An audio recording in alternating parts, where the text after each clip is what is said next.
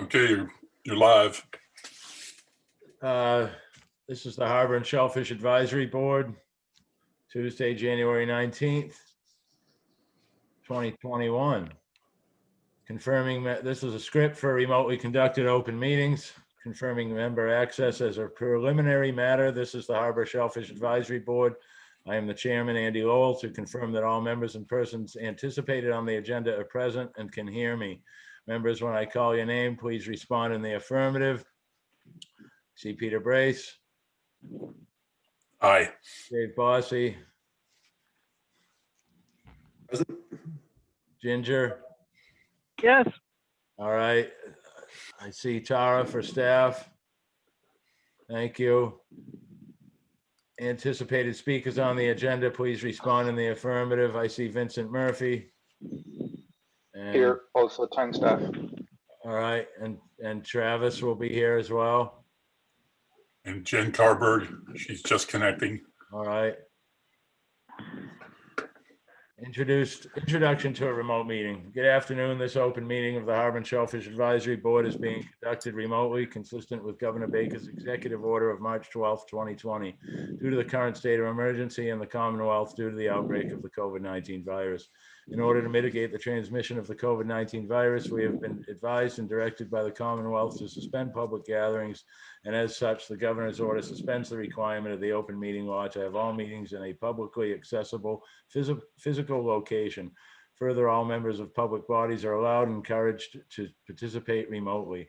The order, which you can find posted with agenda materials for this meeting, allows public bodies to meet entirely remotely so long as reasonable public access is afforded so that the public can follow along with the deliberations of the meeting.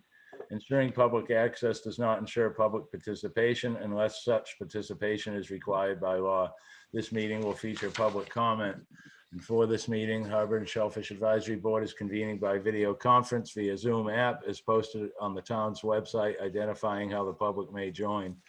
For Zoom meetings, please note that this meeting is being recorded and that all attendees are participating by video conference. Accordingly, please be aware that other folks may be able to see you and to take care not to screen share your computer. Anything that you broadcast may be captured by the recording. Meeting materials, all supporting materials that have been provided members of this body are available on the town's website unless otherwise noted.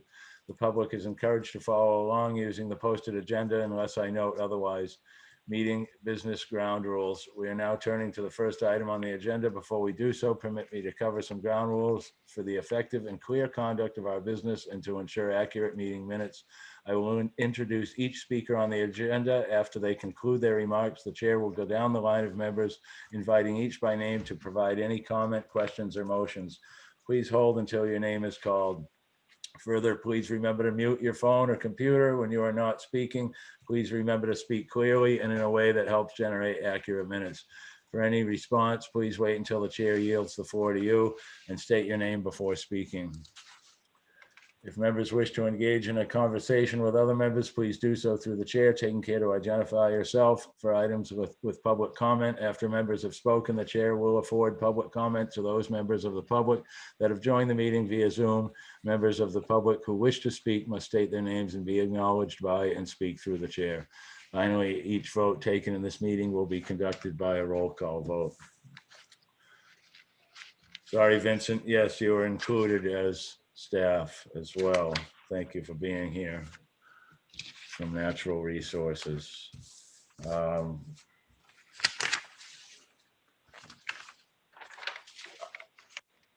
Before I ask for approval of the agenda, I'd like to move forward from new business. After Marine Department, after Natural Resources, we will have public comment on them, if any, and then go to new business and get the update from Trevor Johnson. So do we have an approval of the agenda with modifications? So moved, oh, sorry. All right, we'll take that. Moved by Dave Bossy, seconded by Ginger. All in favor, Mr. Brace? Aye. Chair votes aye. Marine Department report. Do we have Sheila here tonight? We do not. We'll move right ahead to natural resources with Tara, please. Good evening, Tara. Good evening. Thanks for having us. I have a short report for this evening. I did a little bit of math to try to average the bushel count for this time of year for this particular season. We haven't received a lot of the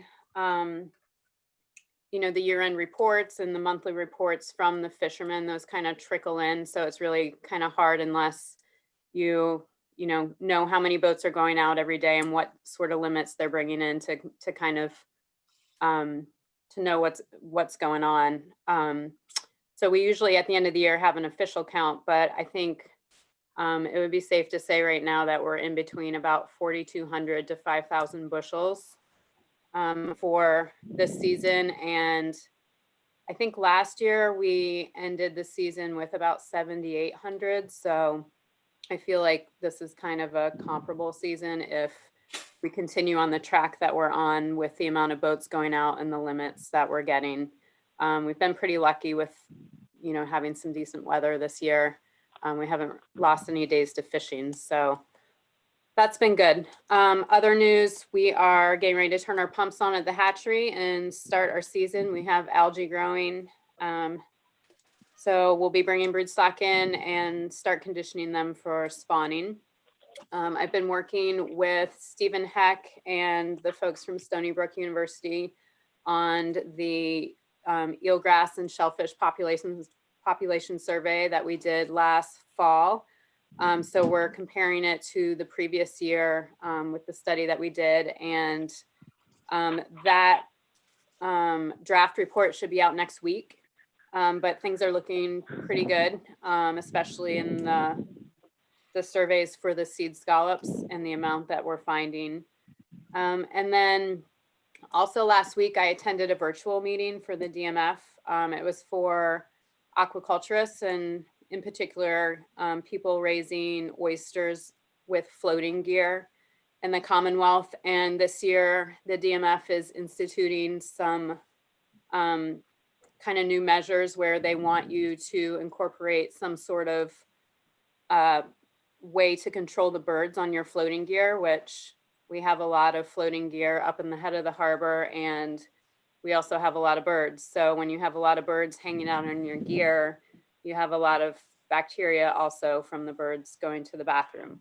So the DMF is looking for ways to kind of control that, as well as coming out and testing the bacterial levels. And so with the meeting, they just left it as they wanted the farmers themselves to come up with something that worked well for them to keep the birds off their gear.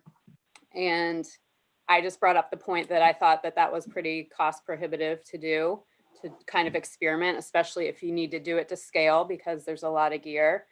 And that I thought there should be some grant opportunity, or I don't know, some people doing research on it first, to kind of figure out what the options were. But they seem to think that the farmers should be, taking this on and figuring it out.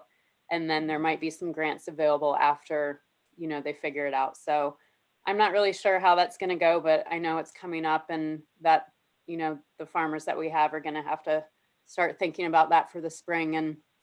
And they will be out testing. They've been testing. They've been doing a lot of closures.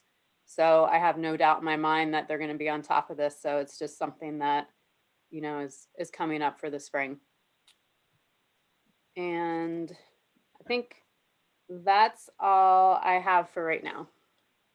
If you have any questions. Thank you, Tara. Board members, any questions for Tara? Ginger?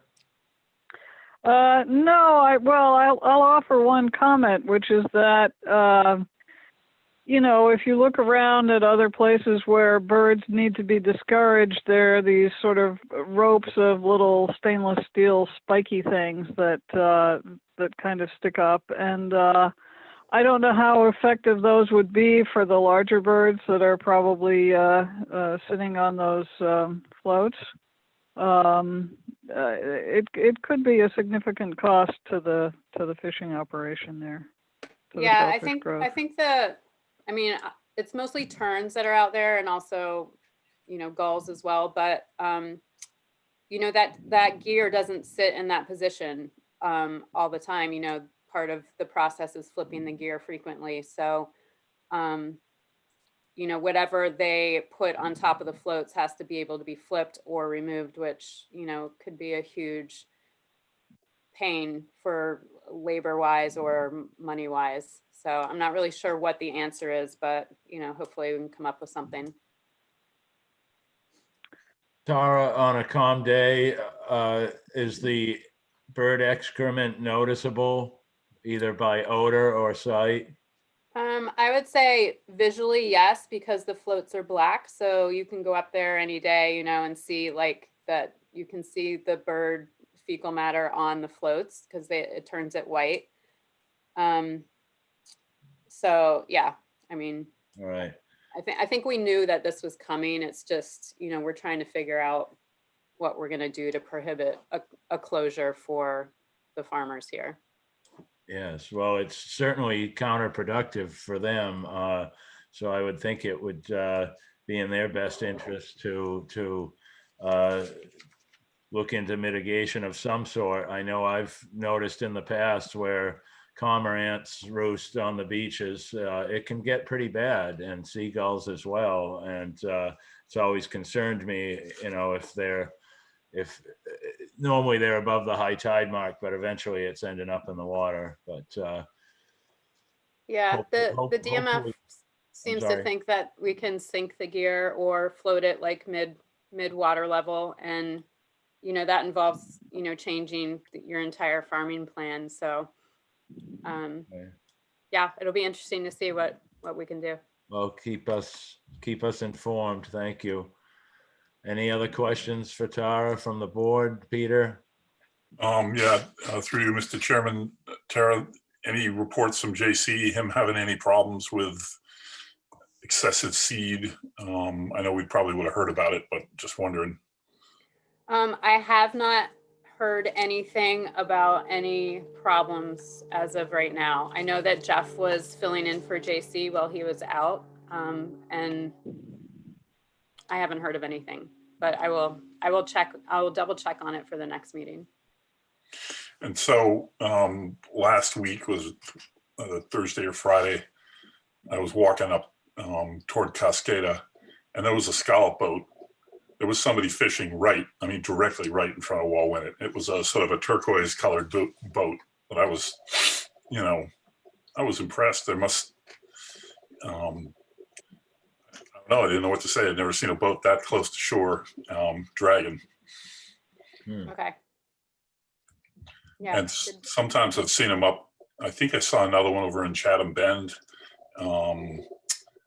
And I'm frequently up in that area, and I seem to see them going further and further up into the harbor. Yeah.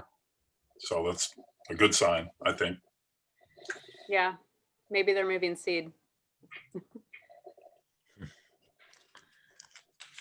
Not seeing any public comment questions. I see a couple of new attendees.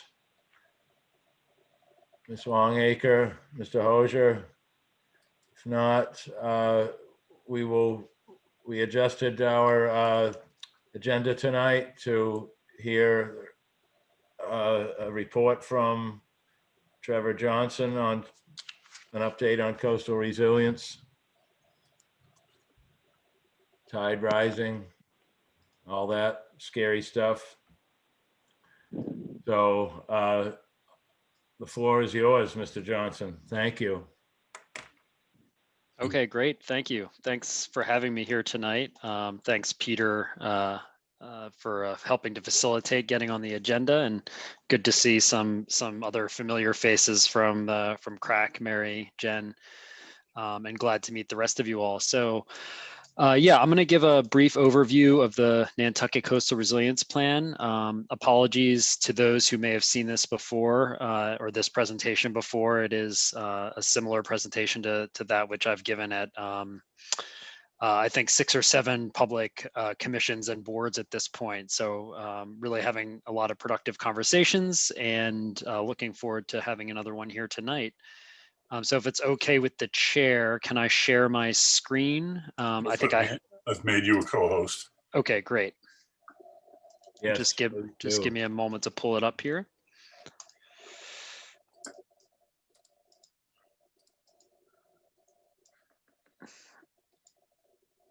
All right, and oh, You kind of cut off there.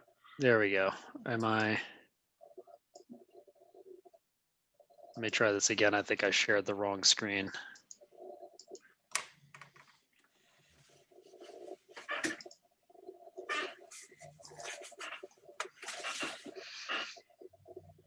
Okay. Can you, sorry, it's sharing the wrong window. One moment, sorry about that. No worries. It's always a process, isn't it, with the digital technology? It's the same thing when we're in person. Let's try this one more time.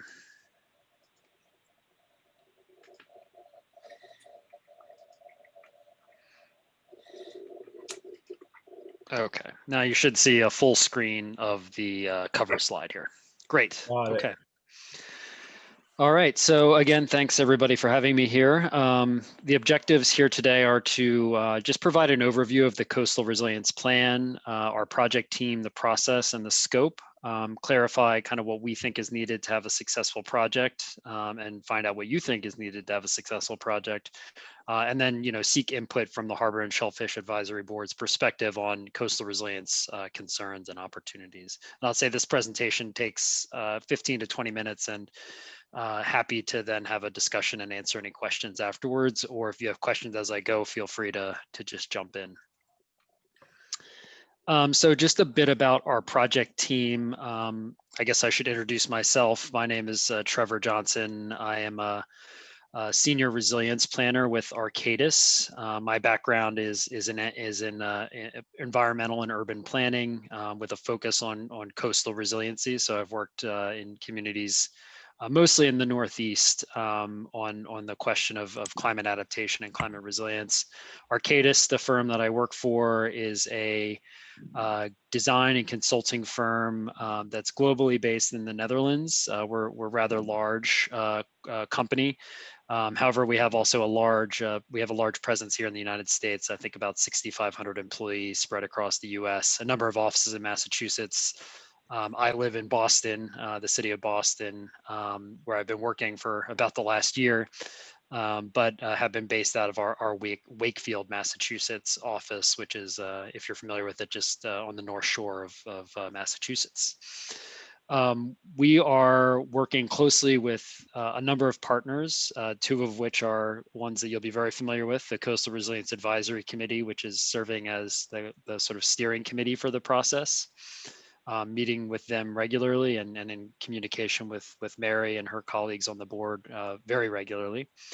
And then, of course, Vince and his colleagues in the Natural Resources Department are the town's project managers for this process. And Vince and I are in, I think, fair to say, pretty much constant contact at this point. So we're working very closely together to have a really smooth and successful process. Arcadis, our team has a number of sub-consultants who are supporting our work around different kind of interdisciplinary topics. So Stoss is a landscape architecture firm with a specialization in resilient and ecological design. So they bring a lot of the sort of ecosystem scale perspective when it comes to solution development. One Architecture is kind of the other side of that coin. They're an urban design firm based out of New York City, and actually a Dutch company as well. And they bring a lot of expertise around resilient solutions for the built environment, so infrastructure and buildings. And then the Craig Group and their principal, Lisa Craig, who I think some of you may know, is leading a current effort on the island called Resilient Nantucket, focused on adaptation strategies and a toolkit for historic properties. And so As I'll talk about in a moment, we're aware of the kind of unique built environment of Nantucket, and Lisa's team really brings forth a lot of expertise about how resilience can be achieved while respecting and honoring that character. So with that in mind, we do have a set of principles that are kind of guiding our work. The first is to honor the community heritage and identity through adaptation. We're aware that Nantucket is a special and cherished space and place, and that solutions that may work in other places like Boston may not be acceptable or appropriate in a place like Nantucket. So we really want to have that deep contextual understanding in how we're approaching this.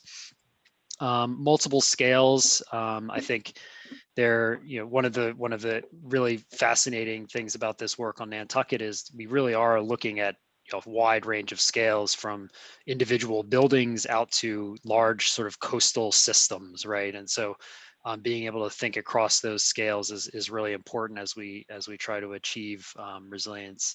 Stakeholder engagement is, as I'll talk about in some detail in this presentation, is really the backbone of the process. We will be doing this project for about a year, the planning at least, and the goal is to leave the community behind better than we found it in terms of capacity to carry the plans forward and really be equipped to bring action out of the coastal resilience planning process. And on that note, just a commitment to implementation. So we don't want a plan that just sits on the shelf. We really think of the document as being a toolkit. It's really a to-do list, if you will, for the town and other community members and stakeholders to begin, carrying to action immediately.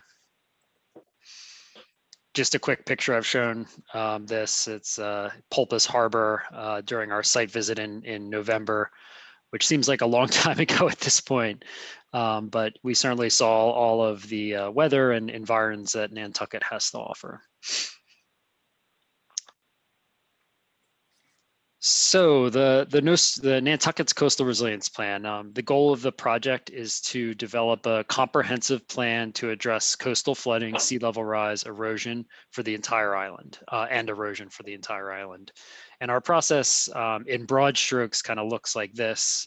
We start with understanding the hazards and identifying important community assets and infrastructure, so sort of the existing conditions, if you will. Based on that, we assess vulnerabilities and risks from future coastal flooding and erosion. And then based on the assessment of risk, we begin to identify actions to reduce that risk and increase resilience. And again, looking at both coastal flooding and erosion.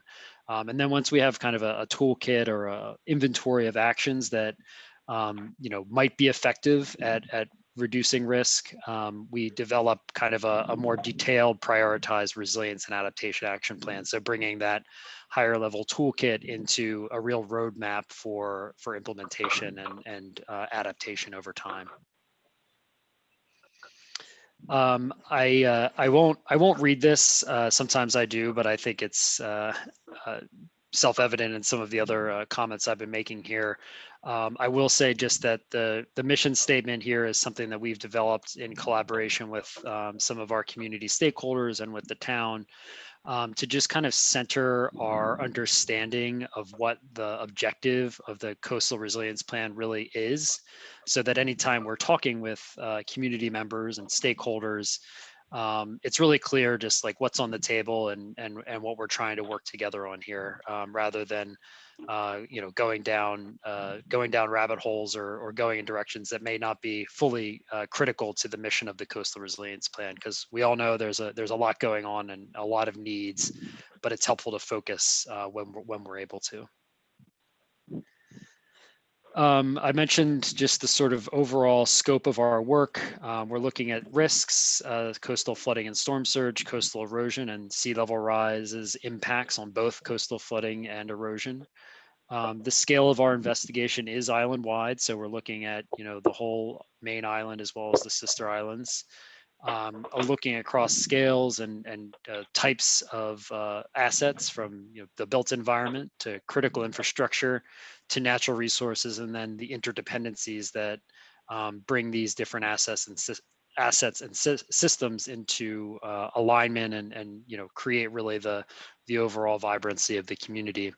And then solution development, we are really looking at the widest possible toolkit as we start. So from your traditional kind of flood defense infrastructure that might be appropriate in some locations on Nantucket, to more ecological or nature-based solutions, to policy and regulation and guidance and education. And I think those last two bullets are important in that a significant amount of the property on Nantucket is privately owned, and so implementing solutions on privately owned property really is about policy and regulation and guidance and education, and making sure that people are equipped with what they need to make the investments to their property that will reduce their risk and increase their resilience over time.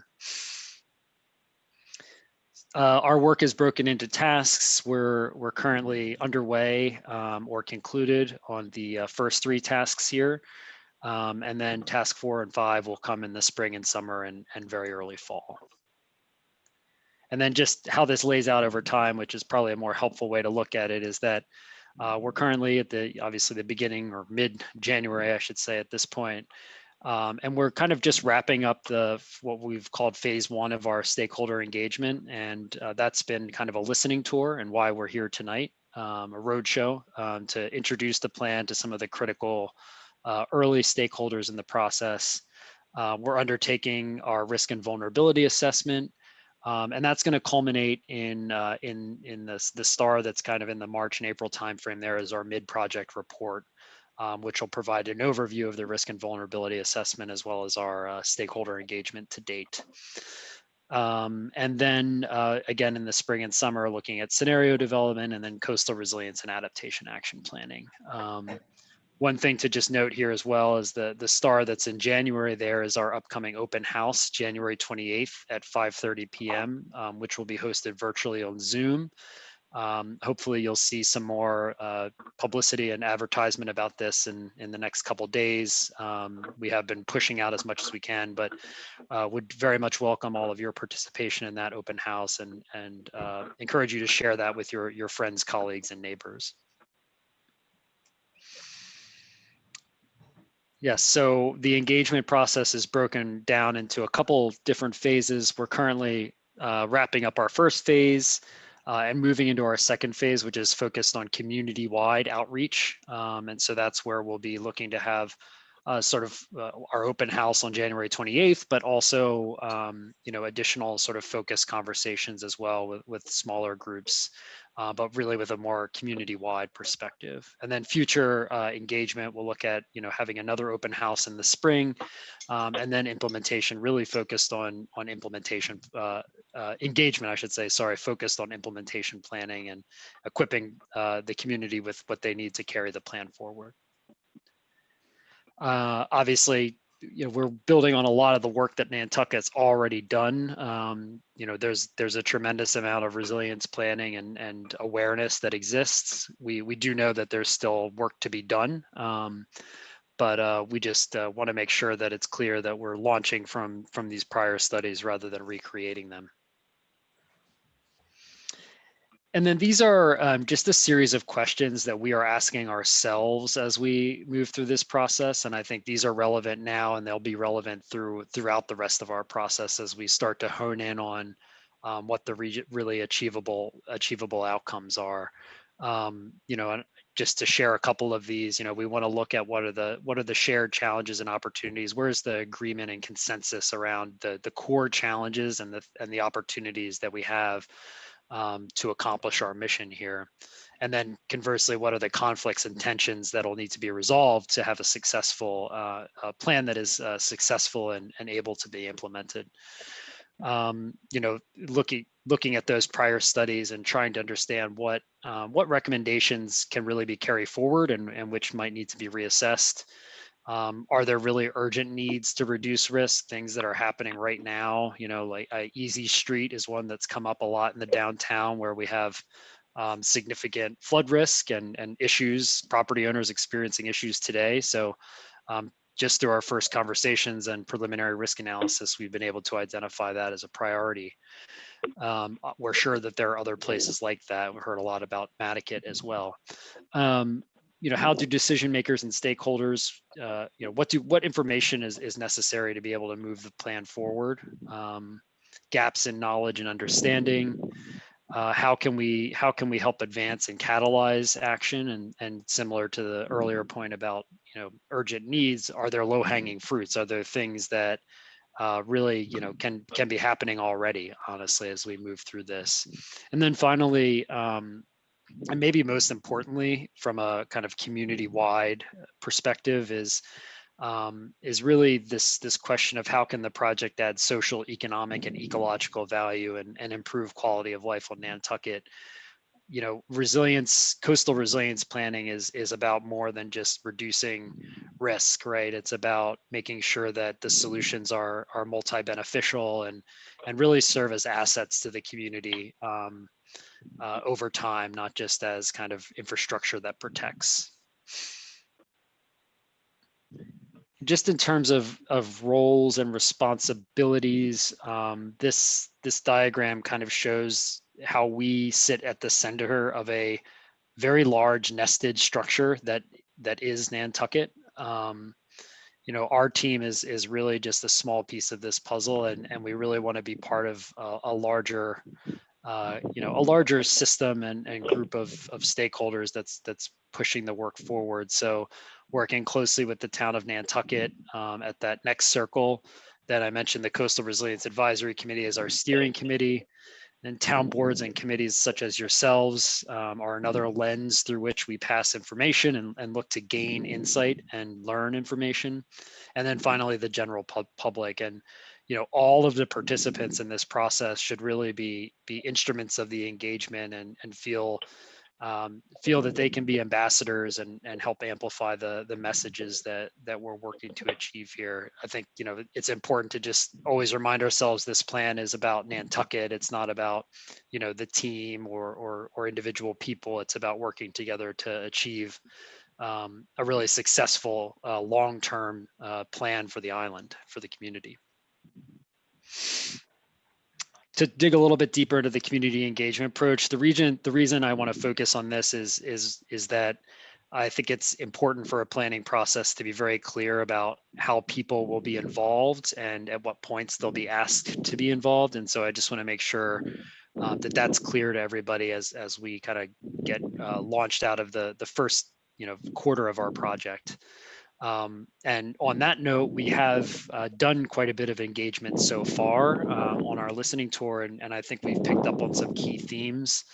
The first being that this plan should be based on the latest climate science and robust technical analysis. So not just strictly engagement or public opinion, but really bringing the technical expertise to bear on what the appropriate actions might be. But at the same time, it's just critically important that community engagement be undertaken and that it seek to reach the entire island, including seasonal and year-round residents. We want the plan to lead to, or rather our stakeholders have communicated that they would like the plan to lead to clear, actionable, and prioritized solutions. So not just a inventory of potential actions, but a very clear prioritized roadmap. Be comprehensive in scope. So thinking about risks to built infrastructure and structures, and also the environment and ecological resources or natural resources. Provide recommendations for both nature-based and gray infrastructure, as well as the policy and regulatory changes. Implementation guidance and thinking about catalyst or pilot projects. Co-beneficial infrastructure has been raised a number of times as a high priority. And then finally, the last, which I mentioned at the outset, is just honoring and protecting the unique built and natural heritage of Nantucket. So these are some of the themes that we've heard so far, and we'll look forward to continuing to learn more about and refining through our open house on the 28th.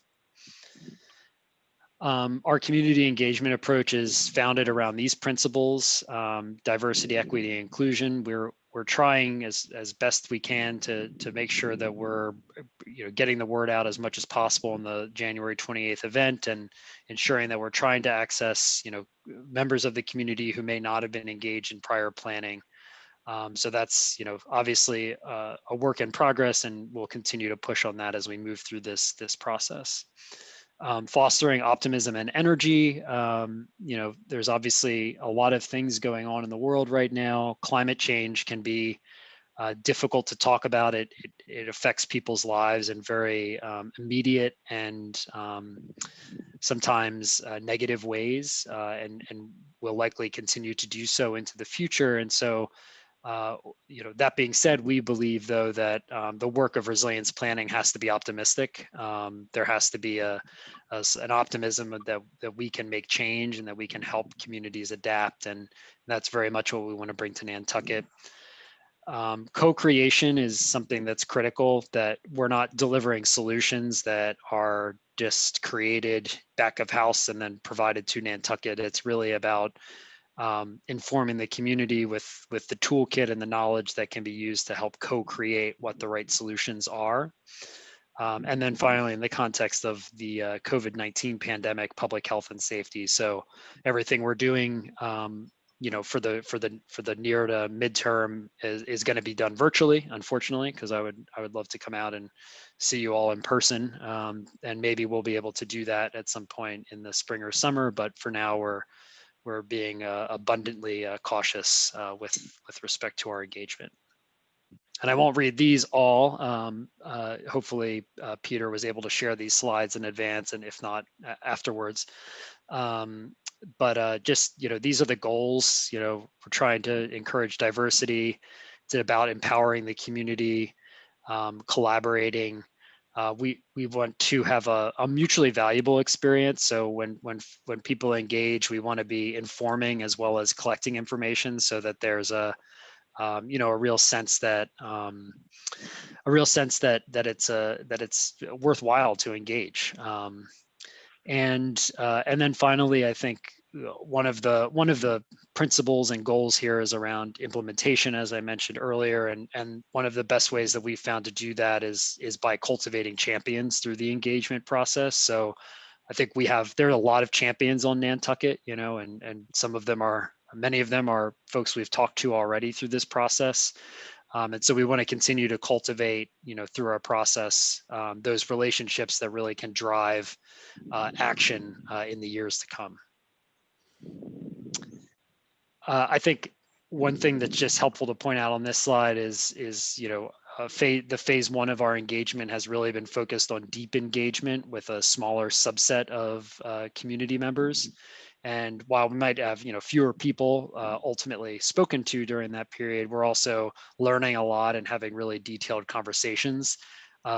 As we move out of this phase one, we'll be moving into the next phase of outreach, which is about much more sort of broad community outreach. So maybe less focused conversations or less lengthy conversations with any individual group, but really using tools such as surveys and applications to get as much awareness and information and input as we can. And just to show, that there's a tremendous amount of number of groups and organizations and town boards and town departments and commissions, as well as private stakeholders on Nantucket. And we've been mapping and inventorying these folks, and in fact have talked to a fairly high percentage of these groups at this point, in one way or another.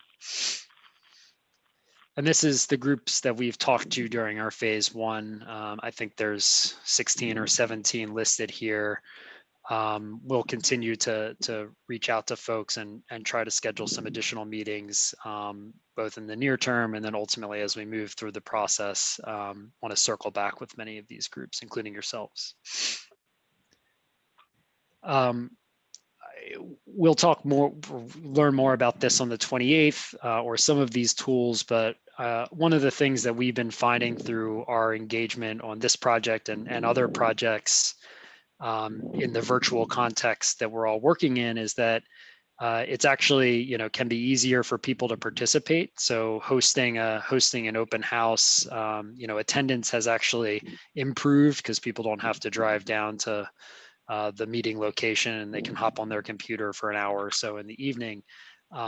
But the other side of that is it's a little bit more challenging to get really meaningful, authentic input and engagement during those convenings. I think having the digital divide between us does impair that ability to have really authentic conversations. And so we think it's really important to have multiple different ways to engage. So yes, we're going to have the open house, which is critical to a public process like this, but we want to make sure that there's other opportunities for people to be engaged. So I'll talk more about in a moment some of those tools.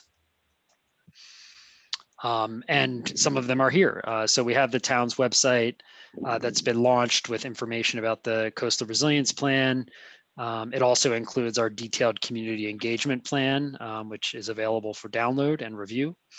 We're developing sort of surveys and mapping platforms, including launching a new app that will be a really, I think, valuable way for folks to provide input and learn about the plan through their phones. So that's something that we're really excited to launch on January 28th, and please do attend to learn more then.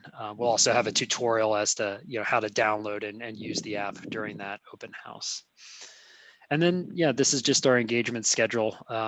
As you can see, we're in phase 2, wrapping up phase 1, and in phase 2. And I think we want to be a little bit flexible about the timing for our later phases of engagement, just because we'd love to be able to host an open house in person if we can. And so, that phase 3 kind of where we're looking at vetting solutions and co-developing solutions, provide the flexibility to think about at some point in the spring and early summer to do that. And then next steps, as I mentioned, community engagement. We are working on the risk and vulnerability assessment plan for delivery in March. And then out of that, we'll be working on the resilience and adaptation scenarios. So, I think in some ways we're about a quarter of the way through the process, and at least I have, and I think other members of our team have learned a tremendous amount through the conversations that we've been having. And the people that we've gotten to meet, and I think it's really going to serve the planning process well and result in something that's very tailored to the community and tailored to Nantucket.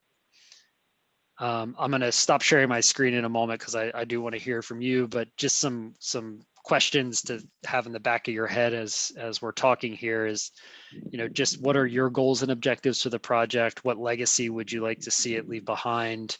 What really do you not want to see the project to do? And then, downloading to me anything that you'd really like for us to know, pitfalls that we should avoid. And something we always ask is, what solutions are on or off the table? Obviously we're going to look at everything, but it's helpful to know early on if there are things that this committee or you personally just, don't find acceptable or wouldn't find acceptable for this process to recommend.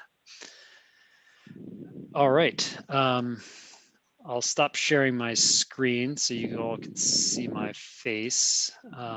And maybe, I don't know if Vince, did I miss anything? Do you want to add anything to what I said? No, I think you got it quite well, Trevor. Trevor does like the question, and I frequently jump in early and try and grab it. If there's anything that's on or off the table, it's always good to know.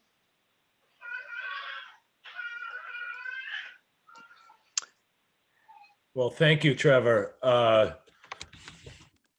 surprised you're not hoarse. I've seen you at the planning board, I believe, and in the finance committee as well. So you're a busy guy and you're really spreading the word, and I like that a lot.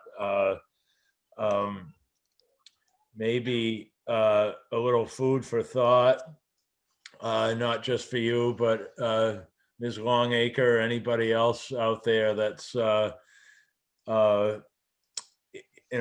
trying to deal with, for lack of a better term, non-believers. I was one, so it may be a tool to help share, to keep things peaceful. simply go down to the docks and look for yourself. And, things are changing. I've seen things change. I used to say I'd go down to the same docks I did as a child and nothing's changed, but I see some changes now. And I come rushing back home and look at the tide chart, and I'm looking to see if it's a full moon or a new moon or something like that, because the decking at Old North Wharf is covered with water. And it's not a full moon or a new moon. So I'm glad this is coming together. At this point, I can't say myself that anything should be off the table, because I think we're looking, you can get all the ideas from us that you want, but we're looking to hear what you have to suggest, and probably take it and who knows what with it from there. But certainly you'll hear plenty of ideas, I'm sure. But what's best for our situation here, like protecting town, number one, where the boat comes in, without the boat being able to, be operable there at that dock, what do we do? That's where everything that lands on this island comes from. So, board members, any questions for Mr. Johnson? Comments, statements, Mr. Brace? Well, to reemphasize what Mr. Lowell said about, there's another item on our agenda lower down that has to do with public access to the water. And that's, I'm just wondering how, one of our concerns would be how sea rise is going to affect our access points to the water. Is it going to get rid of one and create another? We only have one boat ramp in town that you can use. And as a board, we are always on the lookout for another boat ramp in the harbor, possibly an emergency boat ramp, if that's possible. These are some of the things that we bat around on the board and try and work on. We're also currently discussing an issue of a lot of sand that's ending up inside of scallops, more so than some scholars believe has in the past. And we believe that the harbor is filling up with sand and the eelgrass beds are getting smothered. And I think that's going to worsen, as CO2 gets breached and we have more entrances, more incursions of the ocean into the harbor. That'll be an issue that we're all going to care about, because there are scallopers out there that make their winter money off of scalloping, and there are oyster cages up the head of the harbor. So those are all concerns for us. And Andy, feel free to lead off on anything I said. Well, thanks, Peter. No, you're absolutely right. You've touched on a lot of things that we're concerned with, that we discuss, and a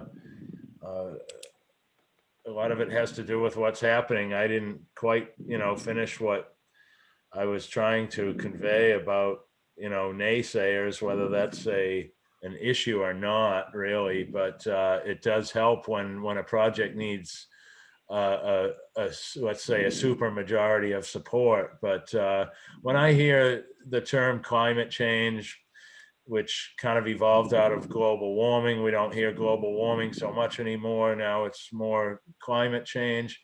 But once you get to the third term that's used, rising tides, now you've caught my interest. Climate change, we can see, pictures of ice melting, but it's not right next to us.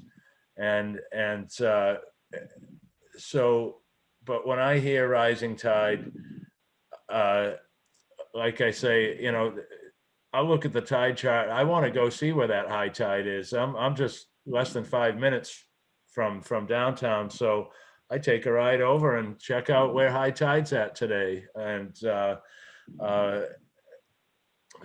it's so we need to bring it to a level that's not something that you can't see, and we need more concrete evidence for naysayers and less abstract and focusing more on rising tide, using that statement. Go see for yourself. As Vincent may know, I mean, I deal very closely with a family member with this, and we argue quite a bit. So I actually have to avoid the subject, but Mr. Brace knows as well. But the rest of the board, Mr. Bossy, anything? No, I think you and Peter touched on pretty much everything.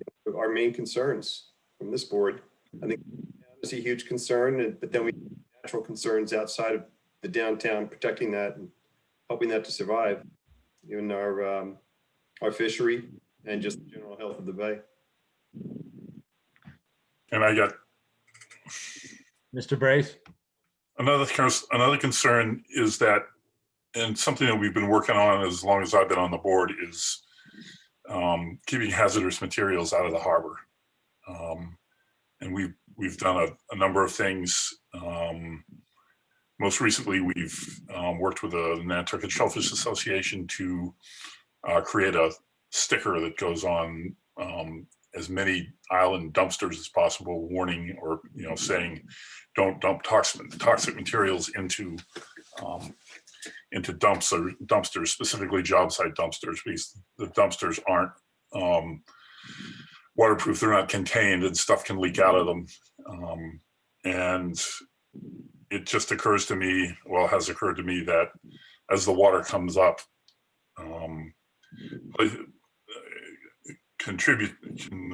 sources of pollution that are sort of retained, kept from entering the harbor now, could be entering the harbor later. We've had the coal gasification plant there where the electric company plant was. There was storage of oil. Eventually, the tank farm there downtown will be cleaned up, hopefully before the water comes up. But the more the water rises up, the more that all the pollution that is potential there along the waterfront gets mobilized, and that affects our whole purview. It affects the shellfish in the harbor and the fish and possibly even the tourists. So that's definitely a concern of ours. Thank you, Peter. Mr. Chairman. Ms. Andrews, please. Yeah, well, my perspective is maybe a little different. I too live in town, and I love my old buildings, and the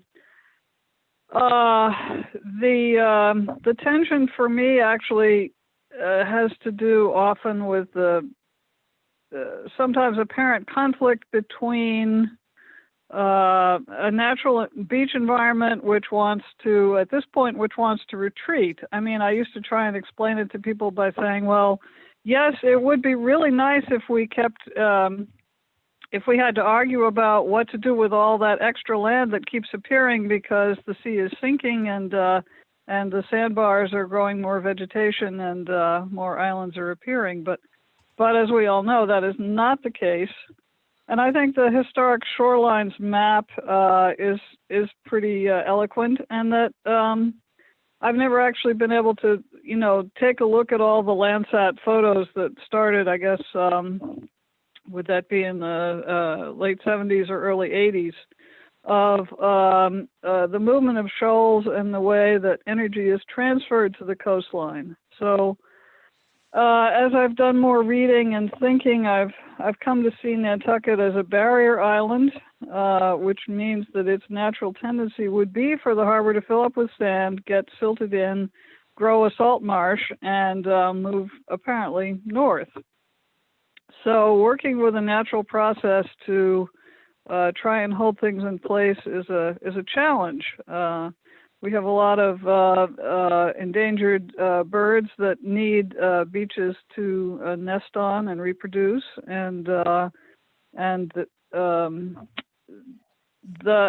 if those beaches are tried to, if we try to anchor them, you know, on a latitude, longitude coordinate on a map, I don't think we're going to be successful. So I like to have goals achievable. And I think a lot of people have an attachment to beaches, and our beaches are exceptionally beautiful. So, so you know, I think there's hope that we will retain our beaches. But there are times when I have to admit when I wonder. Anyway, any response from the company for that, Mr. Chair? Yeah, no, what, sorry, do you want to? No, go ahead, please, Trevor, if you have. I never want to cross the parliamentary rules. But yeah, I mean, I don't have a response. I think that that's a really interesting observation. And, you know, I think our thinking is, you know, has the potential to be aligned in terms of understanding that Nantucket is part of a really dynamic coastal system, right? And it's not a static place, and change has been part of the island's natural history since formation. And so I think kind of leaning into that and drawing on that that kind of perspective is really important way. And I think that's kind of gets to the point I was making about resilience as well, is it's not just about keeping water out, it's about thinking about a larger systems approach to how a community can live with water and live in an environment like Nantucket. So that being said, you know, there may be places where it's totally appropriate to protect, you know, keep water out, protect infrastructure like in the downtown and the ferry terminal and places that are really just essential. But thinking about beaches and the larger ecosystem, yeah, I think it's an interesting point that you raise. Thanks. I'd like to add one more thing, Mr. Chairman, if I could. Please do. Go ahead, Ginger. Yeah, well, it's it's crucially important that we get our food here, obviously, but that's the boat's ability to load and unload, but also that waste has to go somewhere, which as Peter has touched on. I mean, we have an enormous hill in Nantucket, the so-called landfill, aka the dump, and also you know, we need to maintain our sewer infrastructure, which is, I think, perilously close to the South Shore. I mean, we've shifted away from the settling ponds to a more what's the word I want? A more contained approach of what a friend of mine used to call making yogurt. So so there's that, but you know, as far as any tourist-based community or even just seasonal community goes, there's nothing like that yells go away like having raw sewage flow down Main Street. So it's not just our need to get stuff here; it's our need to deal with the stuff that's our waste, and that's the whole process that you know, people need to think from beginning to end, as it were. All right, if there's nothing else from the board, I'll hear comments. I see Ms. Longacre has her hand up. Thank you, Mr. Lowell. Mary Longacre, I am the chair of the Coastal Resilience Advisory Committee. And to Ginger's first question, Vince had a statement that I think really helps to understand what we're trying to accomplish. And that is that we're trying to extend the period where we'll be able to enjoy Nantucket. You know, in the long run, Nantucket is gone. We just don't know how long we have, but we don't necessarily want to give up just because of that. So we're trying to push the envelope out a little bit in the amount of time that we have to enjoy, you know, the beaches or whatever other aspect of Nantucket we're talking about. So it's not trying to permanently fix Nantucket to these latitude and longitude coordinates. I think that's a helpful clarification sometimes. If I may, with another comment. So the Coastal Resilience Advisory Committee has been doing some focus meetings. We did one for the Nantucket area. We did one for Tuckernuck and Muskeget. And we're planning on doing them for the harbor, probably 2 different topics, one for sort of the business end of the harbor and the other for the upper harbor, more residential area. I'm open to holding a joint meeting with the Harbor and Shellfish Advisory Board if you think that that is appropriate.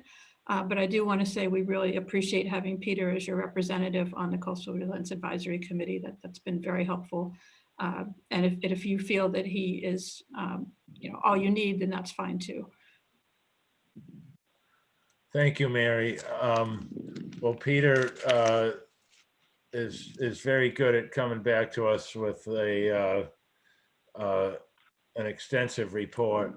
But if the board wishes to join at any time one of your meetings, I'd be more than glad to entertain that and join myself. So Peter, if there happens to be a meeting, you're always welcome to tell us, hey, this is going to be a real interesting one, or something where you definitely need some suggestions. This is the last week for suggestions or something like that. Then I'm sure you will keep us aware of that. Yes.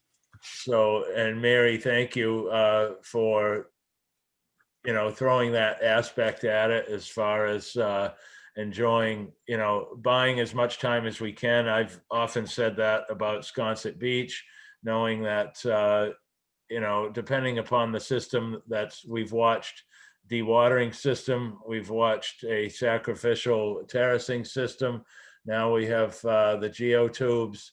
And I've always said to myself, in the homeowners out there, on their behalf, I've said to myself, if they can buy themselves another generation of enjoyment of their private property there using their money, then I feel, I feel for them. So, and I know there's objections to hard structures, and I also understand that. I sat on the Concom for a short time. I learned quite a bit about it back in the late 90s, scouring and damages to lateral beaches and the lateral movement of sand. So there's an awful lot of moving parts here, an awful lot that has to come together, not only to satisfy people's wishes, but really come out with a plan that can be effective in some way, shape, or form. I find it hard to be able to adapt to, water up to the windowsills at the Macy warehouse, or down at Backyard Barbecue area, something like that. Not being able to shop at Stop and Shop downtown during high tide. I don't see how that's feasible. And then I think to myself, well, gee, can some kind of locks be put in, to close up the harbor at high tides that become that dangerous? Well, that's up to Trevor now, really, to hear some ideas and come out with something that can possibly, make a difference. Certainly, and I always respect Ms. Andrews, and I agree also with the living shoreline, having some areas where the water can go, the salt marshes, creating more salt marshes. That makes sense as well. And so hopefully some type of a plan, can be created that is flexible and acceptable. We'll just have to see. Vincent, please. Thank you very much, Mr. Chairman. I would like to just extend a simple request, something that we can do through Peter. Would it be okay if we were to return to this committee at some point in the future? There's potential that there's going to be some aspects that come in the development of the plan over the next several months that may have impact or influence on the harbour and shell fisheries. So in order to get feedback from a knowledgeable group, would it be possible to return to ask questions as needed? Mr. Murphy, you don't even have to ask. The invitation's open. So We long for an audience here. We very seldom have a full page. So please, we want to be in the loop. We want to hear what the ideas are, and we love to be asked. Whether we have a good answer or not, who knows? But our involvement is very much appreciative by all of you coming to us. So thank you. Anybody else? Thank you. If I may reiterate, please share the information about the January 28th virtual open house for the Coastal Resilience Plan with anybody that you think might be interested. And also the website on the town's page for the Coastal Resilience Plan. Maybe Vince, you can send those 2 links to be forwarded. Yeah, we're trying to get public engagement, so I just want to emphasize that for Trevor. Thank you. Can you repeat the time on the 28th? 5:30 p.m. Via Zoom? Yep, it'll be on Zoom.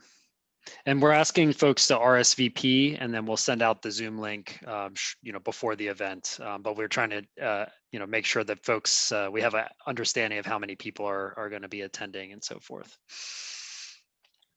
It's probably safe for me to speak for the board that if Mr. Brace shares all of our email addresses for any of your information to be sent out, I poll the board now. If Mr. Bossy, I'm certainly fine with receiving any emails. Mr. Bossy, you?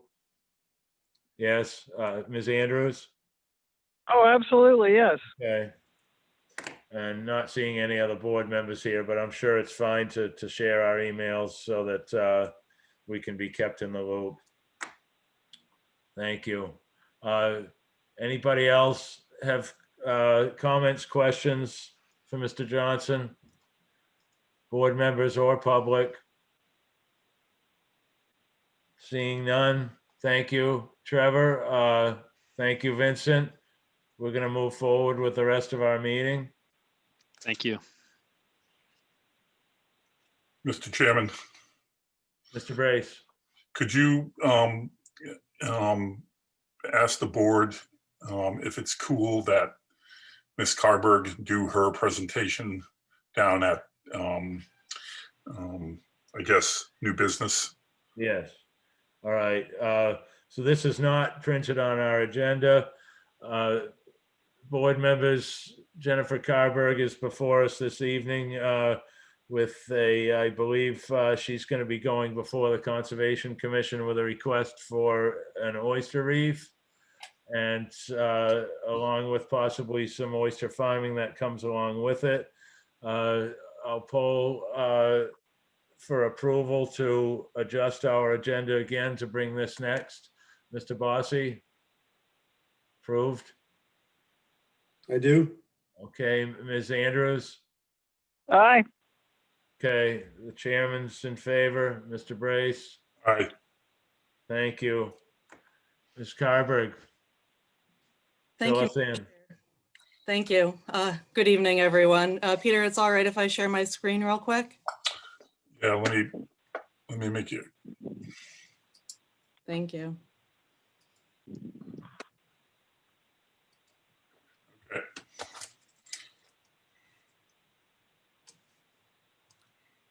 All right. Thank you very much for agreeing to put me on the agenda today. I appreciate that. I'm not going to take up too much of your time because I know you already had a larger presentation, but I wanted to come for the board today and present a project that the Nantucket Conservation Foundation is working on in collaboration with the Town of Nantucket Natural Resources Department. I work with the Nantucket Conservation Foundation, wetland ecologist, so I work in salt marshes a lot. Working on an oyster reef is a new shift for me, but it's built out of some of the other work that we've been doing at the foundation. So we're looking at a project to establish an oyster reef within Pulpis Harbor with the idea of using it to not only improve water quality, but to also help mitigate erosion that we're seeing in the salt marsh out there.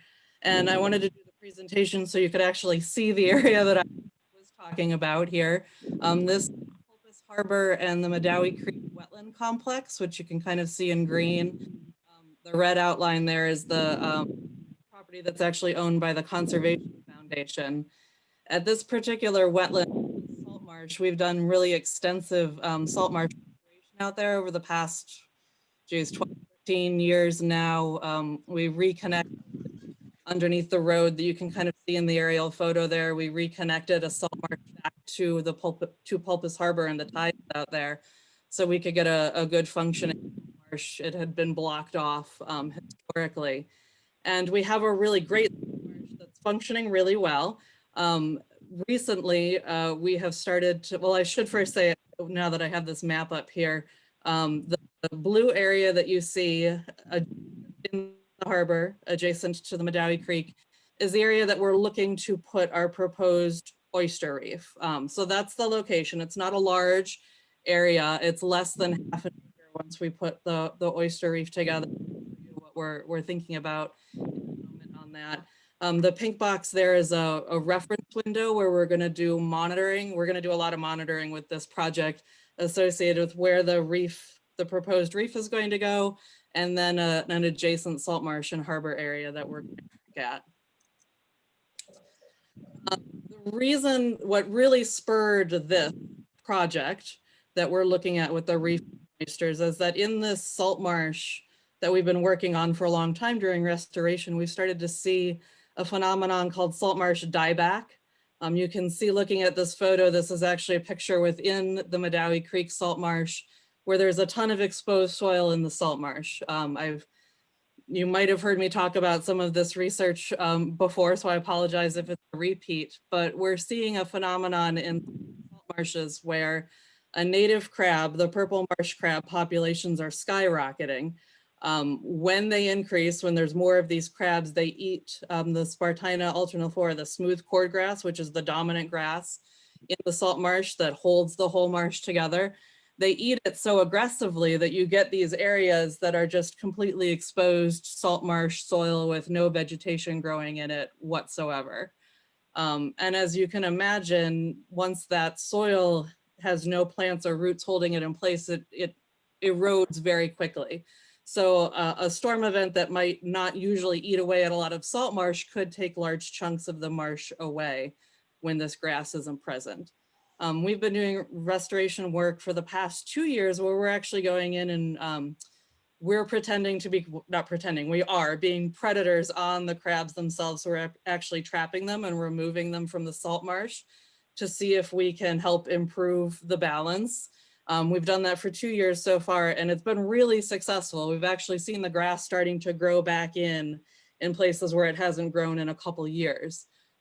We've also been planting grass out. We think we're on a track to hopefully turn around the dieback, but it will take a couple years. It will take a number of years to really get that salt marsh stable again.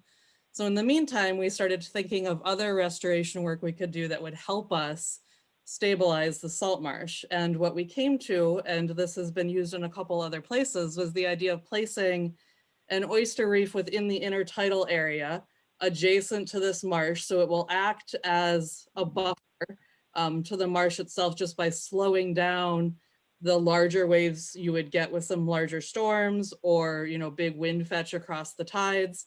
It would just decrease the potential to erode. And at the same time, we would hopefully be establishing a functioning oyster reef with all of the ecological benefits of having an oyster reef in place. This is kind of the concept picture here of what this would look like in having a reef with bagged oyster shells placed behind it. We're going to work with Tara and the Natural Resources Department to get spat on oyster shell bags that we're going to put out on the reef, and on the reef itself, we're hopefully going to set spat on that.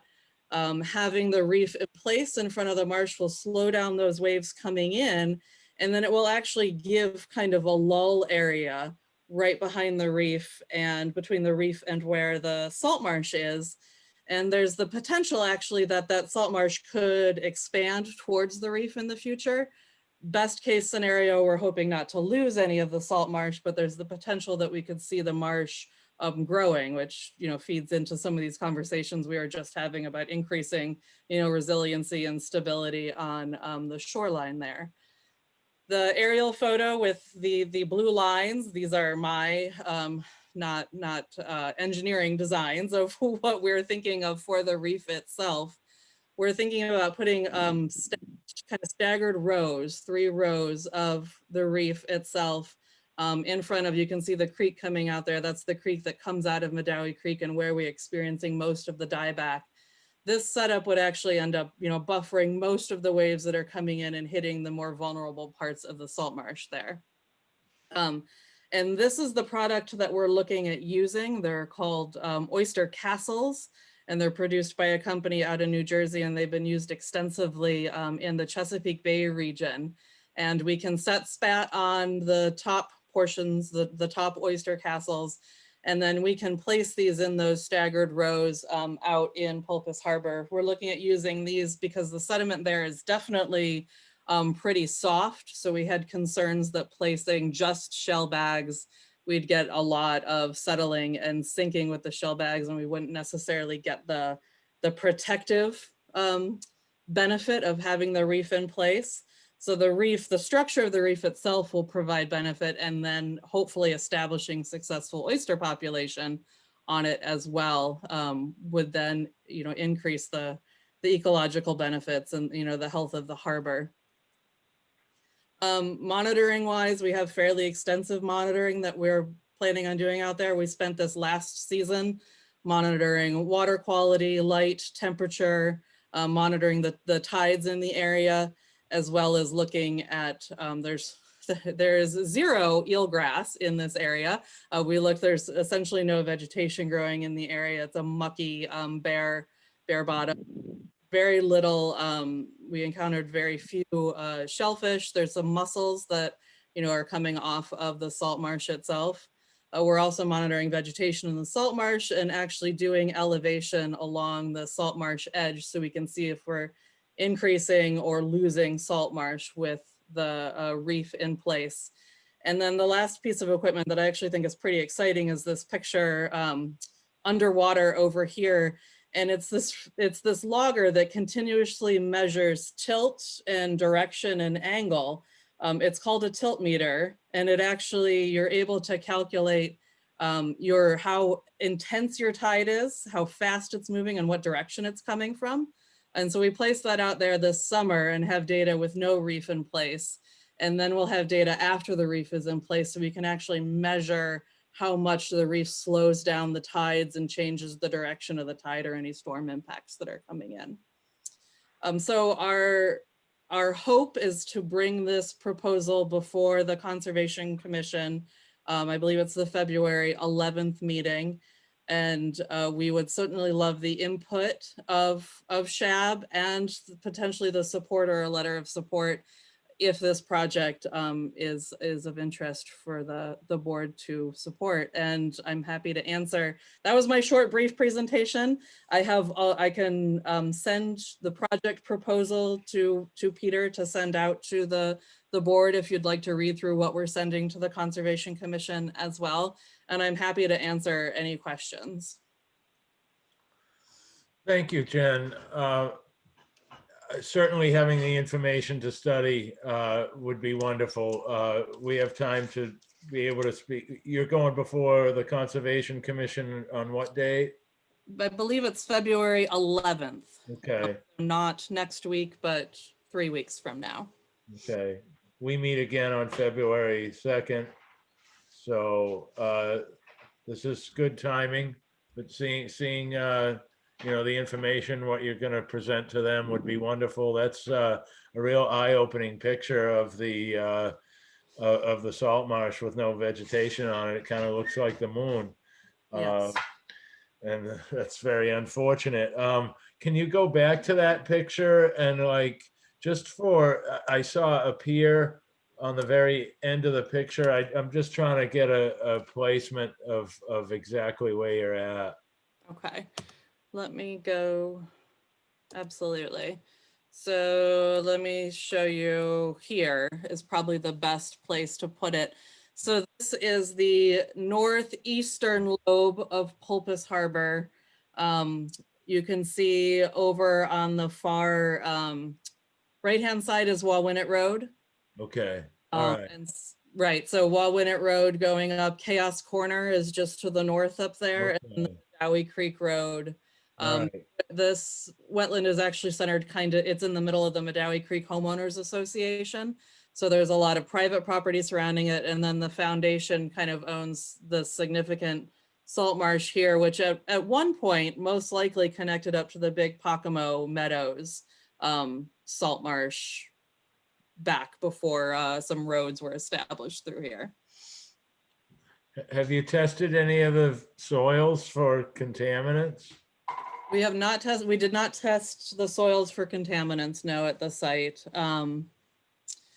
It's certainly something we can add to the list of data that we're collecting out there, but we haven't. It's mostly surrounded, adjacent to that shoreline. There's not a lot of development within that particular area. The pier and the dock that you saw are associated with, there's kind of a parking area for the Medowee Creek Homeowners Association, and that's their kind of private pier dock, but will also serve as our access point to the site.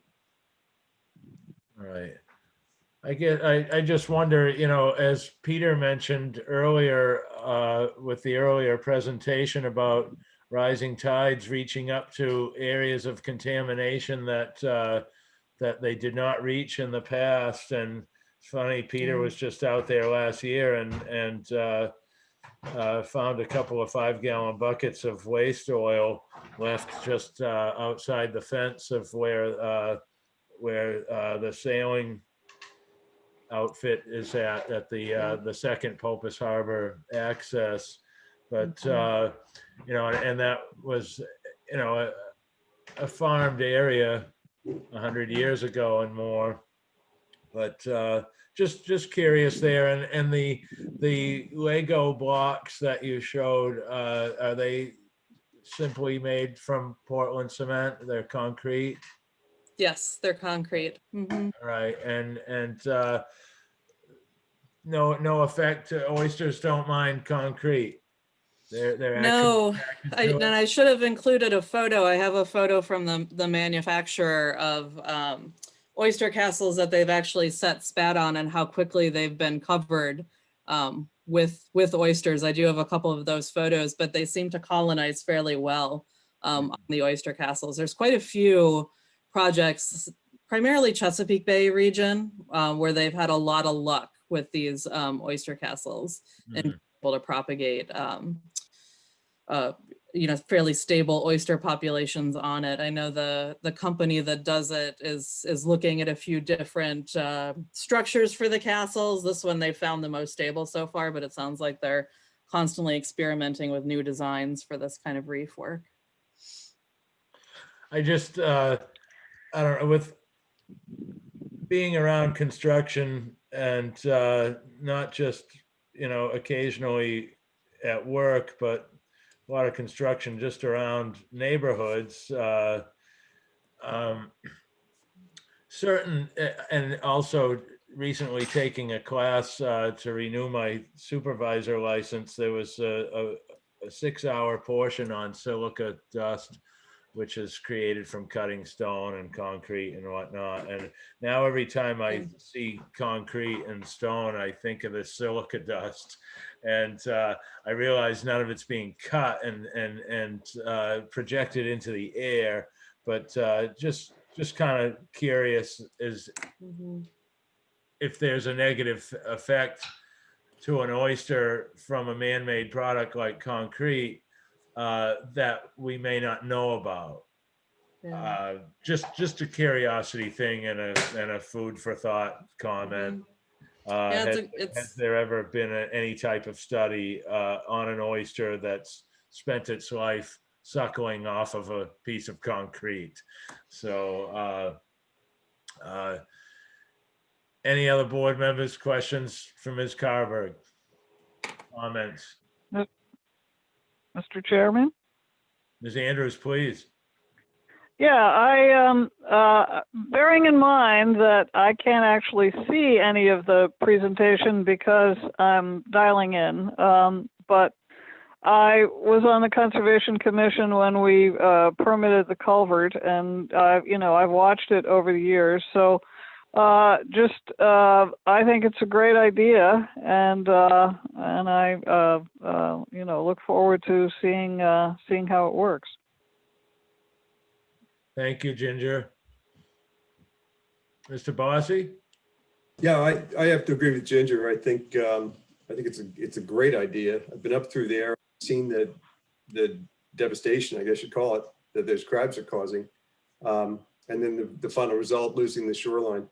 So I think it's a great idea, and I think we all need to get. I'd like to see some more board members so we could talk about this to get a letter of support, which is the reason we need the presentation.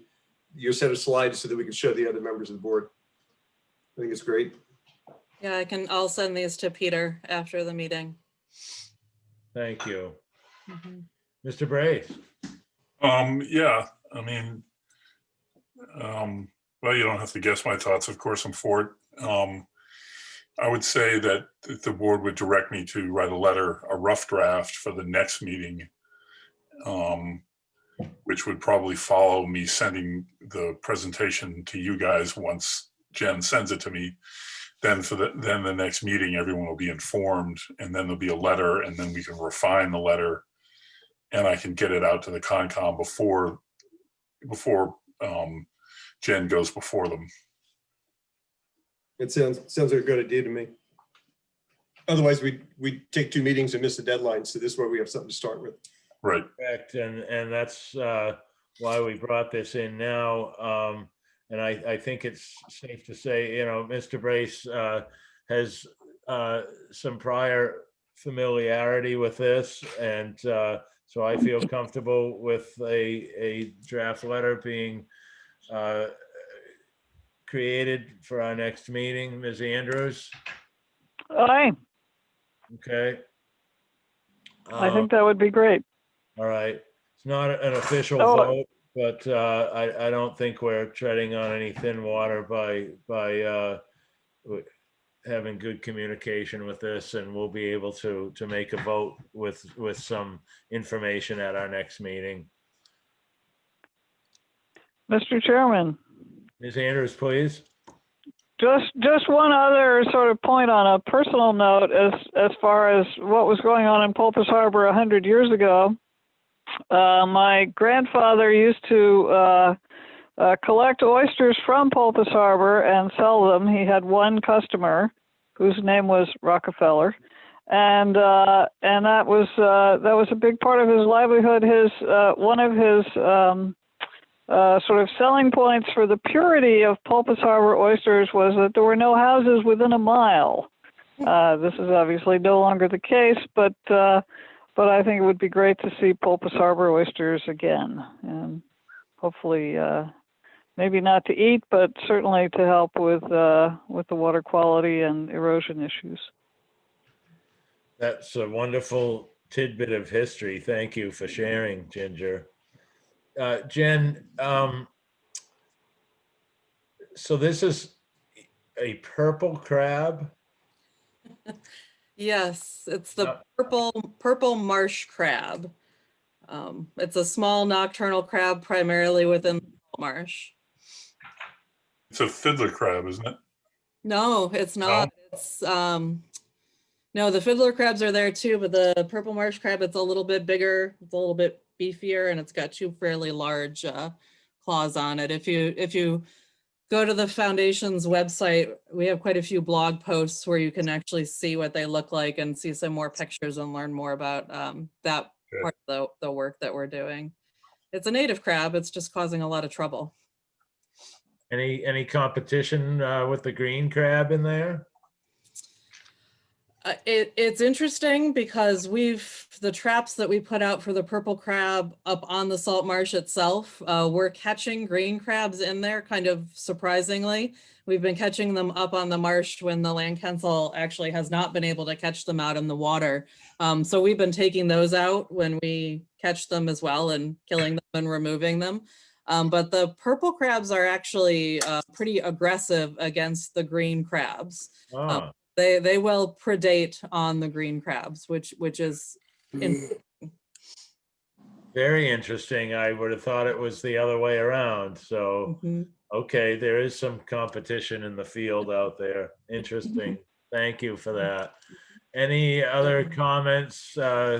Ms. Riley, do you have anything you'd like to add, being in conjunction here?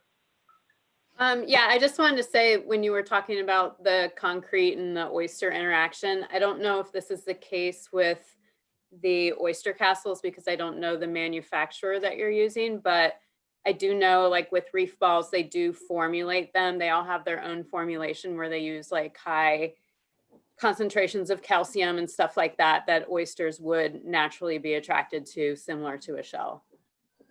That's it. Thank you. Anybody from the public? Not seeing any. Ms. Carberg, thank you very much. Wonderful presentation. I guess we'll see you at the next meeting. Thank you guys so much for your time. And hope to receive some information as soon as possible. Thank you. Definitely. We'll move back in our agenda. We have draft minutes from January 5th. Did everybody take a look at them? Any changes, revisions? If we're ready to approve them, I'll accept a motion. So moved. Motion Ginger. made by Ms. Andrews. Is there a second? I'll second that. Mr. Bossy seconds. All in favor, Mr. Brace? Aye. Chair votes aye. Thank you very much. Down to old business, liverboard regulation revisions. I hand delivered the letter to Sheila at her office, and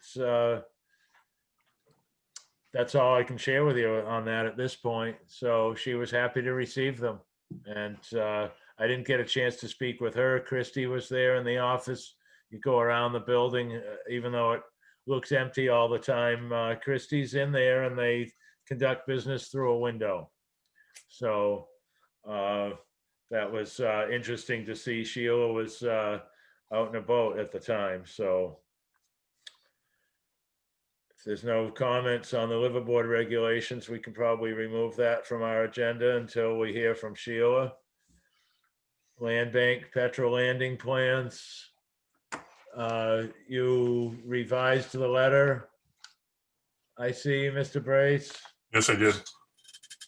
And does the board find the letter to be, ready to approve, to be sent? Is that what we're looking to do next? I have a problem with the fact that I think it's still leaning too much toward commercial, which is what the whole battle they fought, land bank fought was. I think it should be commercial and public. Maybe it's just me, but I think where we mention commercial, we never mention the public. We never mention public use of that, the use of that space by the general public in the letter. And I read it, and it comes across to me that we're trying to push a commercial use on the land bank, saying it should be commercial. And in reality, I think it should be for everybody. I think we're asking for space set aside for everyone to be able to offload catch or load gear. So that's about my only comment on it. That I still think it doesn't encompass everybody at this point. It only encompasses the commercial. And I don't think that was really our intent. We want to make sure it doesn't exclude commercial. But that's my feeling. There was a battle for make a commercial pier, and the bank basically lost that.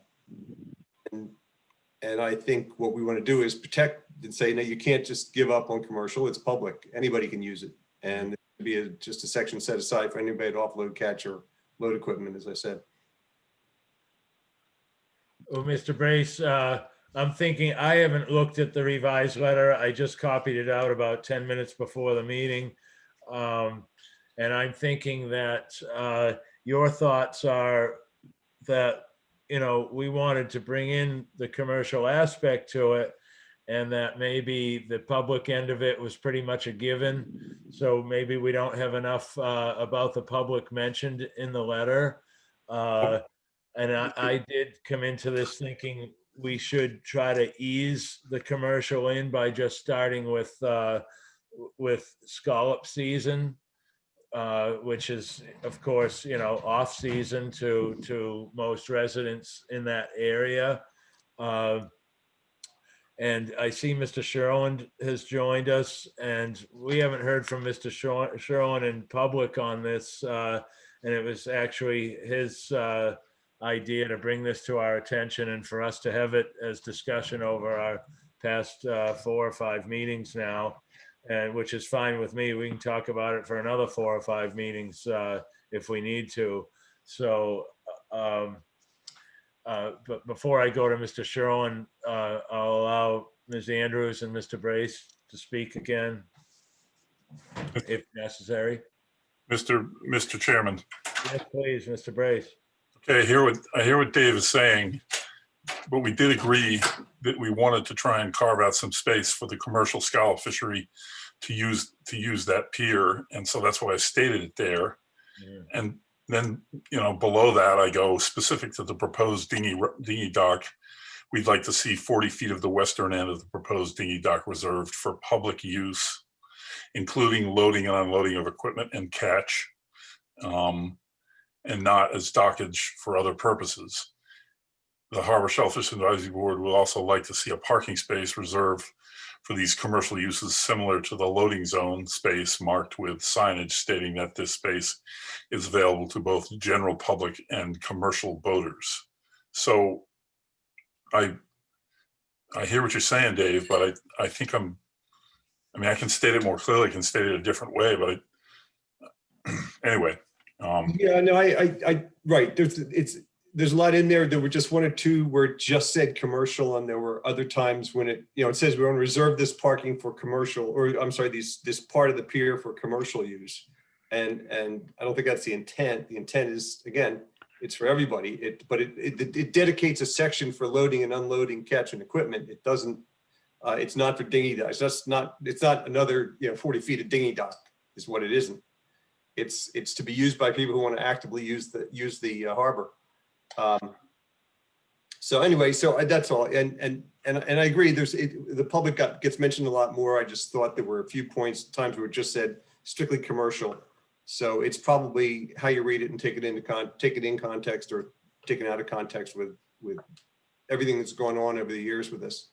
Well, I can take another crack at it for the next meeting and see if you guys like that next version, and maybe Ginger's got something to say and Jim's got something to say, and yeah. Well, Peter, I mean, this is a work in progress, and Yep. The first letter, you know, I had this, I could see it the same way as Mr. Bossy did, and I can see where other people may see it that way as well. And I'd hate to have a letter that comes across in any way that's misinterpreted. So I think it's in our best interest to get this right, and maybe you and Mr. Bossy can sit down and go over it, kind of fine tune it, you know, when you're ready to work on it again, obviously before our next meeting, but as soon as possible, just to come up with the softest, clearest approach possible.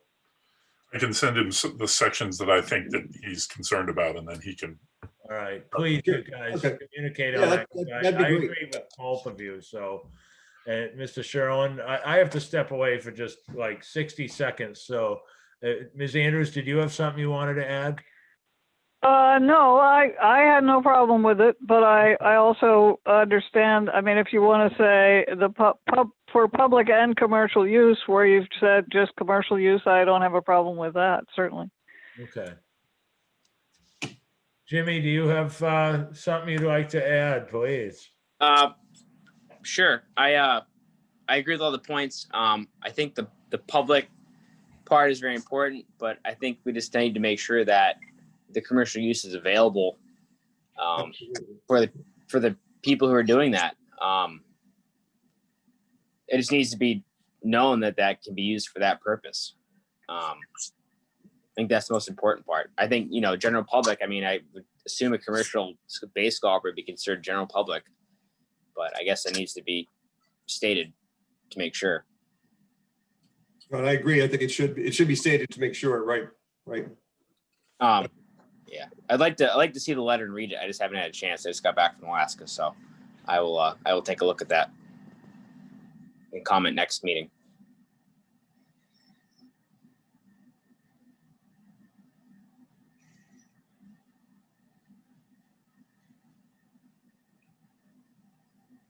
Peter, could you send me that letter? I'm not sure if I got it or not. Okay, yep. Thank you. All right, so Jimmy, you haven't seen the letter? Maybe I got it by email. I haven't had a chance to read it if I did. All right. Just gonna Oh, have I Peter only sent it to the board, so I'll send it to Jim. Okay, great, thanks. Please do, Peter, and as I've said before, Jim brought this to our attention. It's a wonderful topic and very important, I think, especially if some development is going to take place here through the land bank, which we're hopeful that it does. We want to see that the best interests of fishermen are certainly looked out for, and the public. So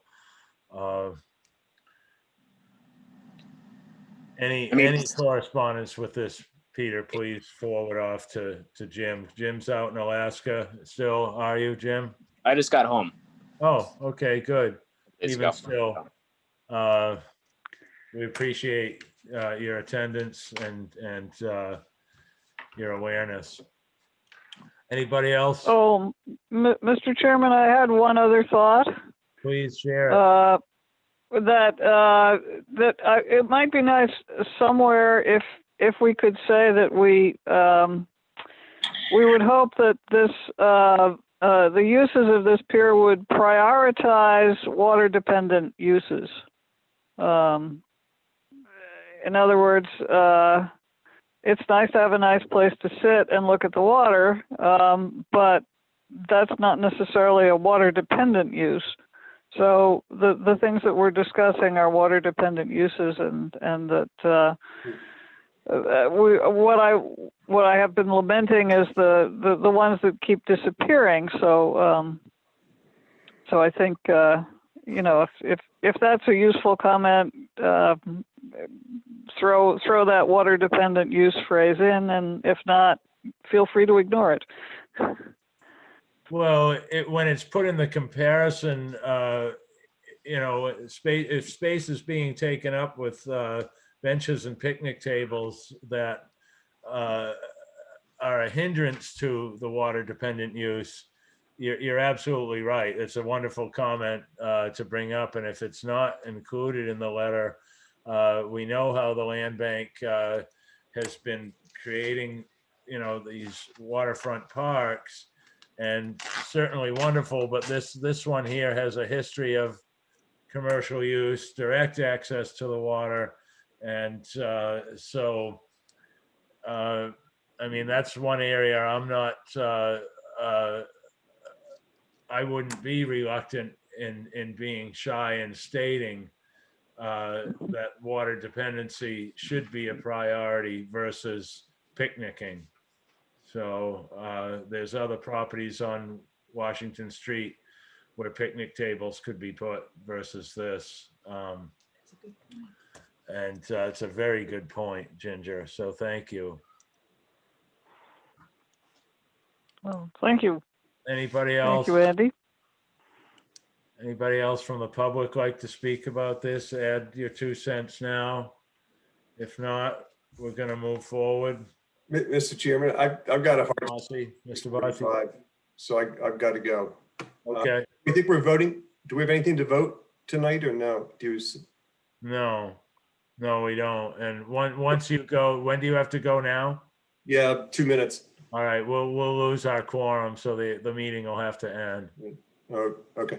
Okay, so if there's nothing else on Petrel Landing, quickly, if there's anything from Mr. Lambrecht on your permit review, you want to tell us you've made any progress at all, or if you Oh, spoke? yeah, make progress. All right, Plugging away, slow but sure. all right. Have you spoke with Mr. Carlson? I did not, no, and I do need to speak about another matter anyway, so. All right, and we That's still all. haven't heard from him either, so count your blessings, Mr. Lambrecht, and you see that some other issues with oyster farming are on the radar also, so Yeah, it's interesting. you're not alone. All right, so Yeah. if there's nothing else, excessive sand and scallops, dredging plan, we can certainly discuss that again at our next meeting. If there's anything new, we're kind of waiting for maybe something new from Mr. Carlson on dredging. Health of the harbor, excessive fertilizer use we changed to today. I don't have any updates from the NSA yet. The Shellfish Association, I don't believe, has had a meeting this month. Still like that idea of lawns of shame. Well, excuse me, Andy. Yes, Ginger. One thing that I have noticed is that some of those green lawns, or at least some greenness in certain lawns, comes not from applications of fertilizer per se, but it's because the lawns are more composed of clover than grass.